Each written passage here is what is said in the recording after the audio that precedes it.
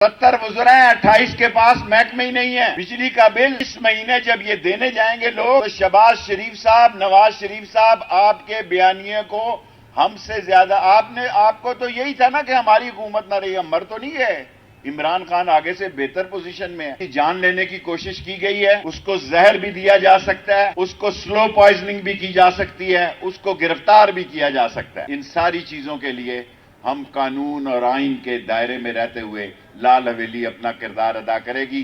जिद्दोजहद में हम इमरान खान के साथ खड़े हैं, चट्टान। बाकी आखिरी बात जो मैं आपसे अर्ज करना चाहता हूं, 10 मिनट से ज्यादा मैं नहीं लेता। आखिरी बात यह अर्ज करना चाहता हूं कि मईशत तबाह है, सियासी अदम इस्तेकाम है, समाज तबाह है, तवानाई तबाह है, बिजली नहीं है, गैस नहीं है, लोगों के पास कब्र के पैसे नहीं है। मीडिया वालों सुन लो, सारे मीडिया मालकान सुन लो, खुदा के लिए अपने इन कैमरा मैनों को कब्रिस्तानों में भेजो, आबादियों में भाव मंडी का ना पूछें। तमाम मैं मीडिया ओनर से कहता हूं कि टमाटर, घी और प्याज का वक्त पूछने का गुजर गया।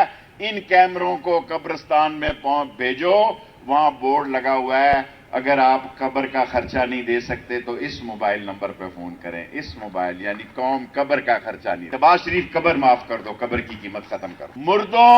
मुर्दों की सोच लेके आने वाला ये खानदान जो कह रहा है कि मैं अपने कपड़े बेच दूंगा, मैं अपनी सियासी कमाई, इस खानदान में फूट पड़ गई है। शहबाज, तुम अगर समझते हो कि मुझे नहीं पता, मुझे पता है। मैं 5 दिन लंदन रह के आ रहा हूं। अभी आपके बाद वजीर इस्तीफा देंगे इलेक्शन कैंपेन करने के, फजूल इस्तीफे देंगे ये, क्योंकि ये अवाम में जाने के काबिल ही नहीं। ये अवाम में जाने के काबिल नहीं है। जितने वजीरों से आप ये 70 वज़रा को कम करने का बहाना है कि इनसे इन्होंने इलेक्शन मुहिम करानी है,